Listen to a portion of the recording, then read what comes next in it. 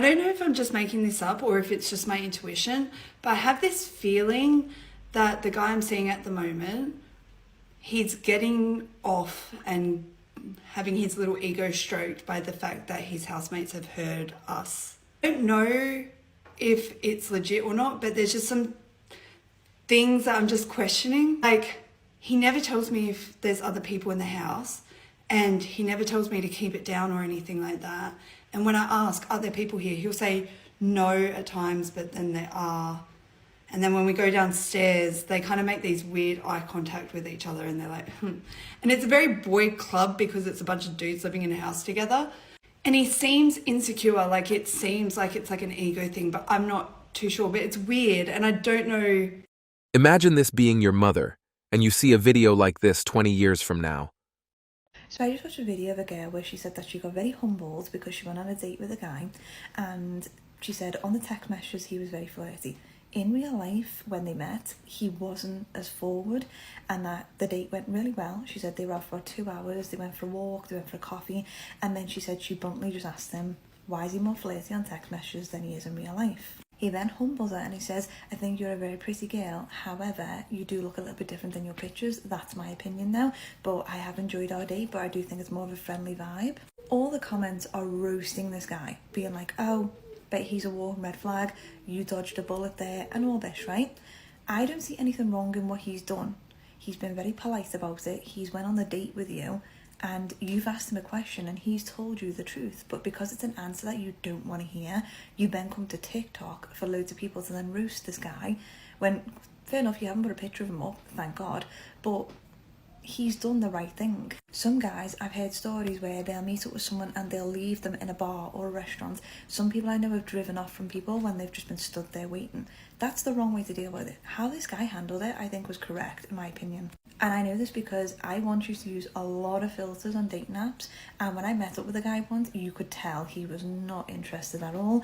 And then he texted me and he was like, I think you look a little bit different in your pictures. I was humbled. I never used proper full-on filters ever again. I might use like a smoother filter or a tan filter, but I never used one that made me look like a completely different person because I was humbled. And how that guy done it and how this guy done it was perfectly correct. So I don't know why, I just don't get with the comments why women are so against when people tell the truth.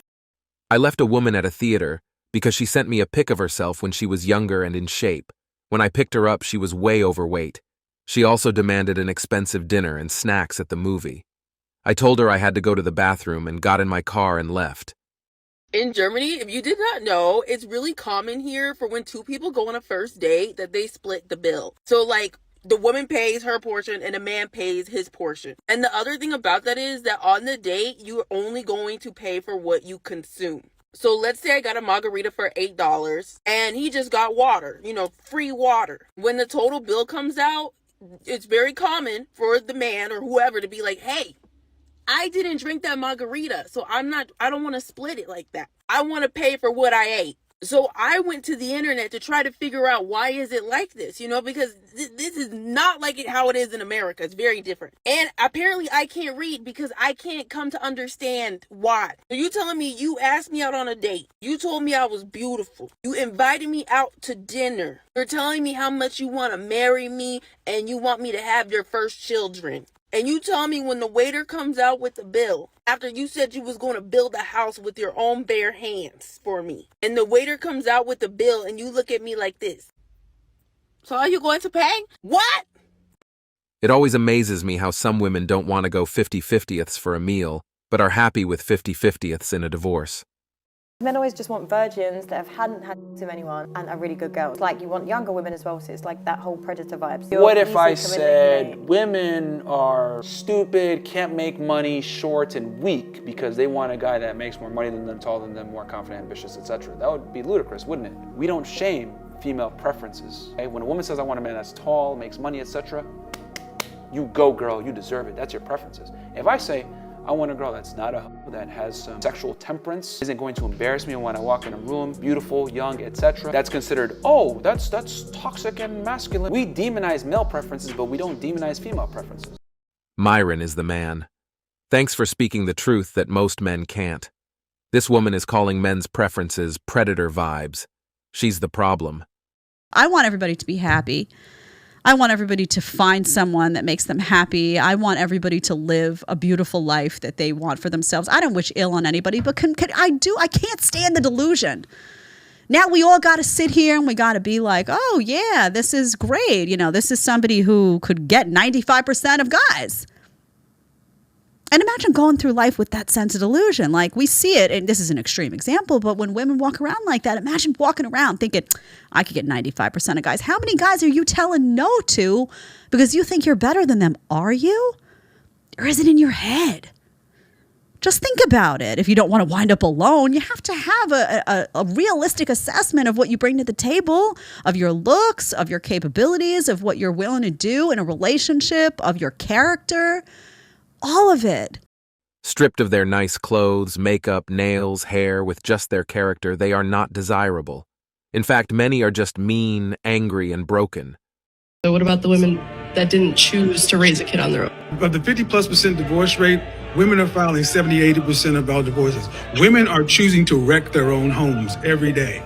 Men are not choosing to wreck their own homes and make women single parents. That's a choice that women are making. Why? Because their husbands are trash, treating them badly? Now here we go with the ad hominem stuff. This is the same stuff that's been piped into the culture forever. That when a woman chooses to break her home, it's always the man's fault. Victim card. They can't take responsibility for what they do, they blame, and they run. People meet people nowadays. Being a single gal in a single world, where do I go if I don't want to go on dating apps? Like, I don't like dating apps. I've had them. I've tried them. I get disappointed. I get discouraged. Let's be honest. Let's be real. Dating apps, if you're going to think this person is attractive, you're probably going to swipe yes. And if you don't find them attractive, you're going to swipe no. But sometimes people just aren't photogenic. They just don't present themselves well through photos. That's why I just feel like it's so much better to meet people in person. Also, just like with having dating apps, like it just feels forced. And I don't want it to feel forced. I want to like go out in public, meet someone like in the wild, both just happen to bump into each other and you're like, and then, you know, sparks fly. I just want to know where. Like, where do the single men go? Where are you going? Where are you hanging out? Like, if you're in the garage, like, come out. Like, are you at the lake? Are you snowmobiling? Are you fishing? It's wintertime. What are you doing right now?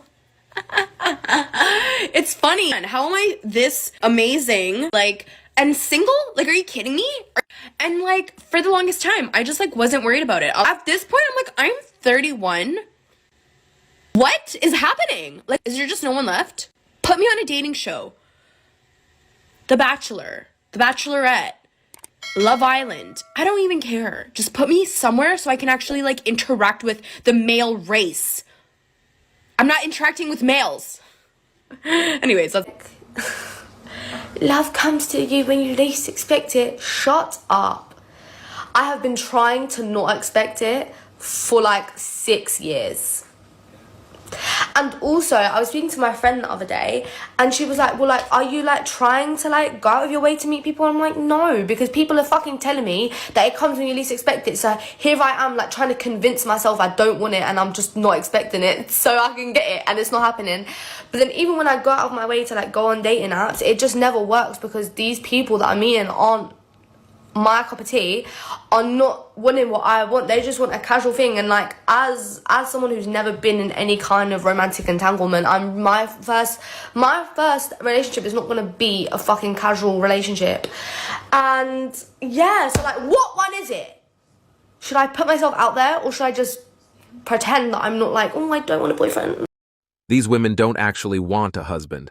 They want the wedding, which is all about them. Then after feeling oppressed through the marriage, they get a divorce, which is also about them.